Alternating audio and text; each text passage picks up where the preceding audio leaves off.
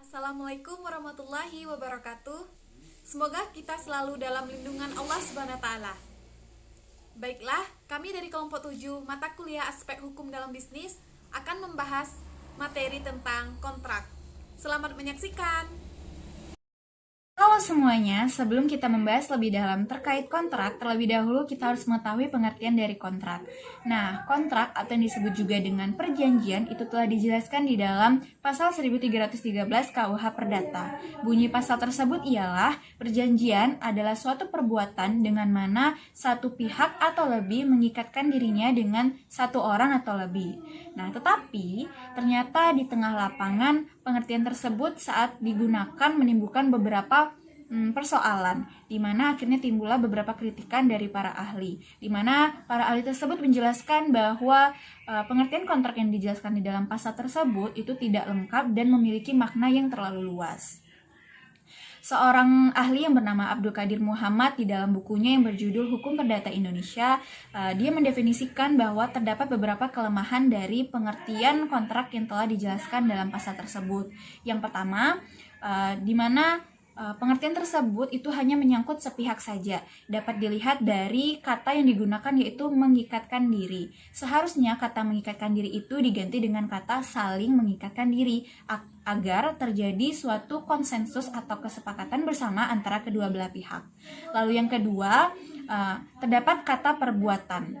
Nah, kata perbuatan ini juga tidak memiliki makna konsensus. Seharusnya kata perbuatan itu diganti dengan kata persetujuan. Lalu yang ketiga yaitu pengertian perjanjian ini terlalu luas, di mana artinya konsep yang dimaksud dari pengertian kontrak dari pasal tersebut tidak jauh beda dengan maksud perjanjian yang dilakukan konteksnya di luar hukum, seperti contohnya saat seseorang melakukan perjanjian untuk bertemu dengan seseorang. Nah, makna perjanjian tersebut juga artinya sama dengan pengertian perjanjian yang telah dijelaskan di dalam pasal. Padahal seharusnya yang dimaksudkan dengan kontrak atau perjanjian itu adalah sesuatu yang menimbulkan akibat hukum, dan yang sebenarnya juga harusnya adalah sesuatu kegiatan di mana hubungan antara debitur dan kreditur terhadap harta kekayaan seseorang. Nah, lalu yang keempat, di sini juga pengertian kontrak yang telah dijelaskan dalam pasal tersebut tidak memiliki tujuan yang jelas. Jadi pihak-pihak yang saling berkaitan tersebut tidak memiliki tujuan yang jelas, mereka itu saling mengikatkan diri untuk apa. Nah, dari penjelasan tokoh tadi menimbulkan unsur-unsur apa saja sih yang harus ada di dalam persetujuan atau kontrak itu. Nah, yang pertama yaitu harus adanya pihak-pihak yang berkaitan sekurangnya 2 orang. Lalu yang kedua harus adanya kata sepakat di antara perjanjian tersebut. Lalu yang ketiga harus ada tujuan yang ingin dicapai. Yang keempat harus adanya bentuk yang jelas, yang maksudnya bentuk yang jelas itu adalah perjanjian tersebut harus jelas bentuknya agar dapat digunakan menjadi alat pembuktian yang sah bagi kedua belah pihak. Lalu yang kelima, adanya prestasi atau kewajiban yang akan dilaksanakan. Dan yang keenam, adanya syarat-syarat tertentu pada pelaksanaan perjanjian tersebut. Dari pembahasan-pembahasan tersebut, akhirnya kami dapat menarik sebuah kesimpulan bahwa kontrak atau perjanjian itu adalah sebuah kesepakatan di antara 2 orang atau lebih yang memuat sebuah janji untuk melaksanakan sesuatu hal, di mana sesuatu hal tersebut dapat berdasarkan hukum atau pelaksanaannya dapat berdasarkan hukum, sehingga menimbulkan suatu hak dan kewajiban di antara kedua belah pihak. Saya Alnur Syaliona akan melanjutkan materi yang kedua, yaitu standar kontrak. Di mana standar kontrak atau perjanjian pada dasarnya lahir dengan tujuan untuk memberikan kemudahan serta kepraktisan bagi pihak yang melakukan transaksi.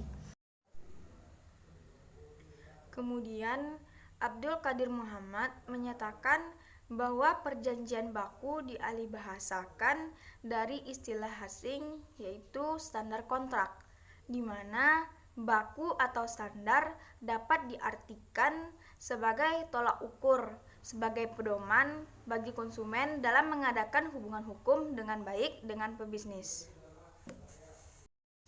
Jenis-jenis kontrak. Ada 8 jenis kontrak. Yang pertama yaitu kontrak menurut sumber hukumnya, yang dipaparkan oleh Sudikno Mentrokusumo 1987, yaitu ia membagi jenis perjanjian kontrak berdasarkan sumber hukum, yaitu ada 5 macam. Yang pertama, perjanjian yang bersumber dari hukum keluarga. Yang kedua, perjanjian yang bersumber dari kebendaan. Yang ketiga, perjanjian obligator. Yang keempat, perjanjian yang bersumber dari hukum acara. Yang kelima, perjanjian yang bersumber dari hukum publik. Jenis kontrak yang kedua yaitu kontrak menurut namanya. Penggolongan ini didasarkan pada nama perjanjian yang tercantum di dalam pasal 1319 KUH Perdata dan artikel 1355 NBW. Yaitu yang pertama, kontrak nominaat atau bernama adalah kontrak yang tercantum atau dikenal dalam KUHP. Sedangkan kontrak innominat tidak bernama adalah kontrak yang timbul, tumbuh, dan berkembang dalam masyarakat. Jenis kontrak yang lain yang dikenal dengan sebutan kontrak campuran yaitu kontrak atau perjanjian yang tidak hanya diliputi oleh ajaran umum atau tentang perjanjian. Jenis kontrak yang ketiga yaitu kontrak menurut bentuknya. Ada 2. Yang pertama, kontrak lisan adalah kontrak atau perjanjian yang dibuat oleh para pihak cukup dengan lisan atau kesepakatan dengan para pihak. Yang kedua, dilaksanakan secara nyata, di mana kontrak tertulis merupakan kontrak yang dibuat oleh para pihak dalam bentuk tulisan. Kontrak ini dibagi menjadi 2 macam, yaitu dalam bentuk akta di bawah tanda tangan dan akta notaris atau autentik. Baiklah, di sini saya akan melanjutkan tentang penjelasan materi, yaitu macam-macam perjanjian. Yang keempat yaitu kontrak timbal balik. Kontrak timbal balik merupakan perjanjian yang dilakukan para pihak menimbulkan hak dan kewajiban-kewajiban pokok seperti pada jual beli dan sewa menyewa. Perjanjian timbal balik ini dibagi lagi menjadi 2 macam, yaitu kontrak timbal balik tidak sempurna, yaitu kontrak yang menimbulkan kewajiban pokok bagi satu pihak, sedangkan yang lainnya wajib melakukan sesuatu. Yang kedua yaitu perjanjian sepihak, merupakan perjanjian yang selalu menimbulkan kewajiban-kewajiban hanya bagi satu pihak. Tipe perjanjian ini adalah perjanjian pinjam mengganti. Pentingnya pembedaan di sini adalah dalam rangka pembubaran perjanjian. Yang kelima yaitu perjanjian cuma-cuma atau dengan alas hak yang membebani. Perjanjian cuma-cuma merupakan perjanjian yang menurut hukum hanyalah menimbulkan keuntungan bagi satu pihak saja. Contohnya, hadiah dan pinjam pakai. Sedangkan perjanjian dengan alas hak yang membebani merupakan perjanjian di samping prestasi pihak, yang satu senantiasa ada prestasi dari pihak lain yang menurut hukum saling berkaitan. Misalnya, A menjanjikan kepada B suatu jumlah tertentu, jika B menyerahkan sebuah benda tertentu pula kepada A. Yang keenam, yaitu perjanjian berdasarkan sifatnya. Perjanjian menurut sifatnya ini dibagi menjadi 2 macam, yaitu perjanjian kebendaan dan perjanjian obligator. Perjanjian kebendaan adalah suatu perjanjian yang ditimbulkan adanya hak kebendaan, diubah atau dilenyapkan. Hal demikian untuk memenuhi perikatan. Contoh perjanjian ini adalah perjanjian pembebanan, jaminan, dan penyerahan hak milik. Yang kedua yaitu perjanjian obligator, merupakan perjanjian yang menimbulkan kewajiban dari para pihak.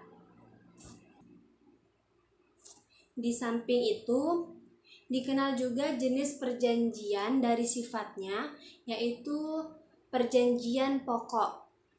Perjanjian pokok merupakan perjanjian yang utama, yaitu perjanjian pinjam-meminjam uang, baik kepada individu maupun pada lembaga perbankan. Selanjutnya yaitu perjanjian ossesoir, merupakan perjanjian tambahan seperti perjanjian pembebanan hak, tanggungan atau fidusia. Yang ketujuh yaitu perjanjian dari aspek larangannya. Penggolongan perjanjian berdasarkan larangannya merupakan penggolongan perjanjian dari aspek tidak diperkenankannya para pihak untuk membuat perjanjian yang bertentangan dengan undang-undang, kesusilaan, dan ketertiban umum. Ini disebabkan perjanjian itu mengandung praktik monopoli atau persaingan usaha yang tidak sehat. Di dalam Undang-Undang Nomor 5 Tahun 1999 tentang larangan praktek monopoli dan persaingan usaha tidak sehat, perjanjian yang dilarang dibagi menjadi 13 jenis, yaitu sebagai berikut. Yang pertama, perjanjian oligopoli, yaitu perjanjian yang dibuat antara pelaku usaha dengan pelaku usaha lainnya untuk secara bersama melakukan penguasaan produksi atau pemasaran barang atau jasa. Perjanjian ini dapat mengakibatkan terjadinya praktik monopoli atau persaingan usaha tidak sehat.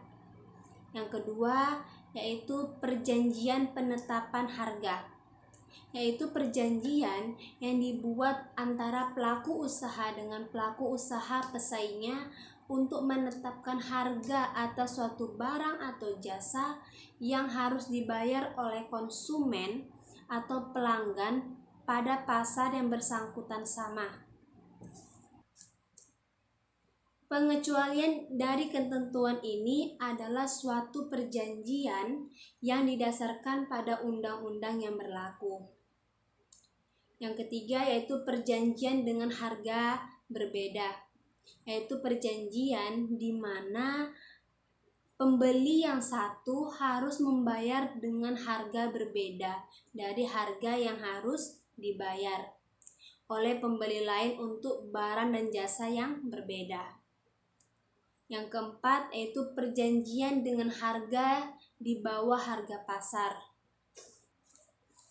yaitu perjanjian yang dibuat antara pelaku usaha dengan pelaku usaha lainnya, yaitu untuk menetapkan harga berada di bawah harga pasar. Perjanjian ini dapat mengakibatkan terjadinya persaingan usaha yang tidak sehat. Yang keempat yaitu perjanjian yang memuat persyaratan, yaitu perjanjian yang dibuat antara pelaku usaha dengan pelaku usaha lainnya yang memuat persyaratan bahwa penerima barang atau jasa tidak akan menjual atau memasok kembali barang atau jasa yang diterimanya. Tindakan ini dilakukan dengan harga yang lebih rendah daripada harga yang telah diperjanjikan, sehingga dapat mengakibatkan terjadinya persaingan usaha yang tidak sehat. Yang kelima yaitu perjanjian pembagian wilayah, yaitu perjanjian yang dibuat antara pelaku usaha dengan pelaku pesaingnya yang bertujuan untuk membagi wilayah pemasaran atau alokasi pasar terhadap barang atau jasa Perjanjian ini dapat mengakibatkan terjadinya persaingan usaha yang tidak sehat. Yang baiklah, yang keenam yaitu perjanjian pemboikotan. Perjanjian pemboikotan adalah suatu perjanjian yang dilarang yang dibuat oleh pelaku usaha dengan pelaku usaha lainnya untuk melakukan usaha yang sama, baik untuk tujuan pasar dalam negeri maupun luar negeri. Yang ketujuh yaitu perjanjian kartel, yaitu perjanjian yang dibuat antara pelaku usaha dengan pelaku pesaingnya yang bermaksud untuk mempengaruhi harga dengan mengatur produksi atau pemasaran suatu barang atau jasa yang dapat mengakibatkan terjadinya praktik monopoli atau persaingan usaha yang tidak sehat. Yang kedelapan yaitu perjanjian trust. Perjanjian trust yaitu perjanjian yang dibuat untuk melakukan kerjasama dengan membentuk gabungan perusahaan atau perseroan yang lebih besar. Yang kesembilan yaitu perjanjian oligopsoni, yaitu perjanjian yang dibuat dengan tujuan untuk menguasai pembelian atau penerimaan pasokan agar dapat mengendalikan harga atas barang dan jasa dalam pasar yang bersangkutan. Yang kesepuluh yaitu perjanjian integrasi vertikal. Perjanjian integrasi vertikal adalah perjanjian yang dibuat antara pelaku usaha dengan pelaku usaha lainnya yang bertujuan untuk menguasai produksi sejumlah produk yang termasuk dalam rangkaian produksi barang atau jasa tertentu. Selanjutnya yaitu perjanjian tertutup. Perjanjian tertutup yaitu perjanjian yang dibuat antara pelaku usaha dengan pelaku usaha lainnya yang memuat persyaratan bahwa pihak yang menerima barang atau jasa hanya akan memasok kembali barang dan jasa tersebut kepada pihak atau pada tempat tertentu. Terakhir yaitu perjanjian dengan pihak luar negeri, yaitu perjanjian yang dibuat antara pelaku usaha dengan pelaku pesaingnya yang memuat ketentuan yang dapat mengakibatkan terjadinya praktik monopoli atau persaingan tidak sehat, di mana pelaku pesaingnya ini yaitu berada di luar negeri. Dan untuk macam-macam perjanjian yang terakhir yaitu perjanjian berdasarkan metodenya. Perjanjian berdasarkan metodenya terbagi menjadi beberapa macam, yaitu yang pertama perjanjian pasti atau certain dan penuh resiko atau berbahaya. Yang kedua itu perjanjian komutatif dan berdiri sendiri. Dan yang ketiga yaitu perjanjian konsensual dan nyata. Materi yang ketiga yaitu syarat sah kontrak perjanjian. Ada dua pendapat. Pendapat pertama, menurut KUH Perdata pasal 1320 diantaranya 1. Konsensus disebut juga kesepakatan kehendak kedua belah pihak. Maksudnya, persesuaian pernyataan kehendak antara satu orang atau lebih dengan pihak lainnya. Pada dasarnya, cara yang banyak dilakukan oleh para pihak adalah menggunakan bahasa yang sempurna secara lisan atau tertulis. Tujuan perjanjian secara tertulis adalah memberikan kepastian hukum bagi para pihak dan sebagai alat bukti yang sempurna dikala timbul sengketa di kemudian hari. 2. Kecakapan atau wewenang berbuat. Orang yang cakap dan berwenang untuk melakukan perbuatan hukum adalah orang yang sudah dewasa atau yang sudah berumur 21 tahun ke atas. 3. Perihal tertentu. Yang menjadi perihal tertentu adalah pokok perjanjian. Syarat ini diperlukan untuk dapat menentukan kewajiban debitur jika terjadi perselisihan seperti contohnya jual beli rumah. Yang menjadi pokok perjanjian adalah menyerahkan hak milik atas rumah dan menyerahkan uang harga dari pembelian rumah tersebut. 4.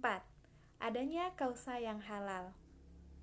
Maksudnya, tujuan antara dua belah pihak yang mempunyai maksud untuk mencapainya.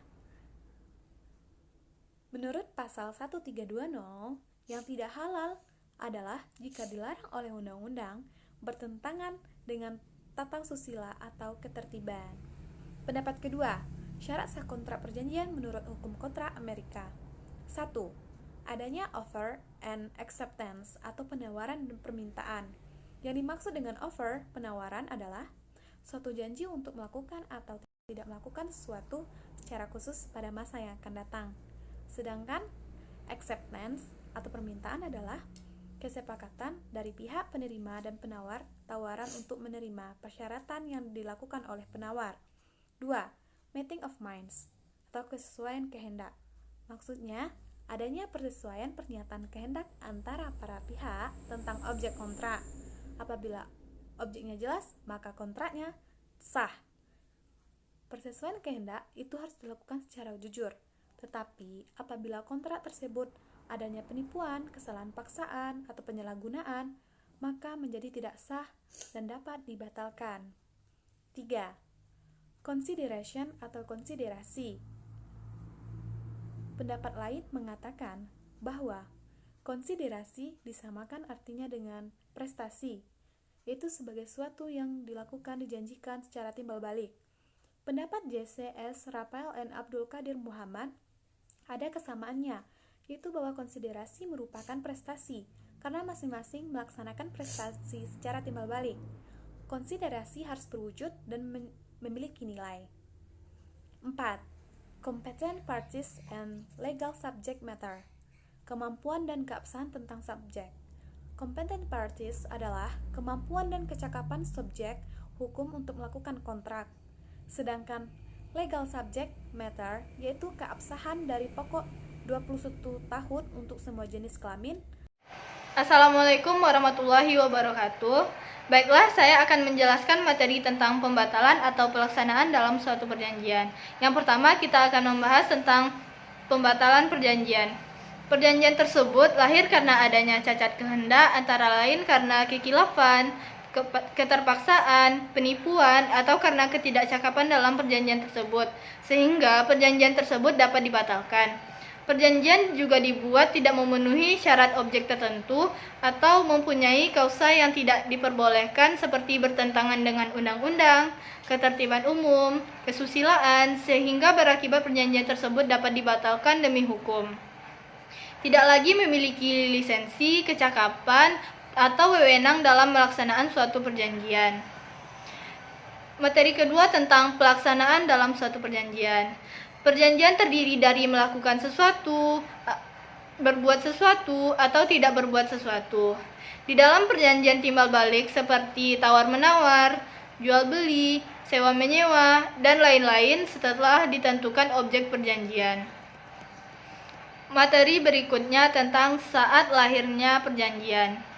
Sejarah saat lahirnya perjanjian. Dalam sejarah perkembangannya, hukum kontrak atau perjanjian pada mulanya menganut sistem tertutup. Artinya, para pihak terikat pada pengertian yang tercantum dalam undang-undang. Ini disebabkan adanya pengaruh ajaran legisme yang memandang bahwa tidak ada hukum di luar undang-undang. Hal ini dapat dilihat dan dibaca dalam berbagai putusan Hogerat dari tahun 1910 sampai dengan tahun 1919. Pada pasal 1320, keabsahan perjanjian ditentukan oleh syarat sah perjanjian yang telah ditentukan dalam pasal 1320 Kitab Undang-Undang Hukum Perdata. Sekian materi yang dapat saya sampaikan. Apabila ada kesalahan, mohon dimaafkan. Assalamualaikum warahmatullahi wabarakatuh.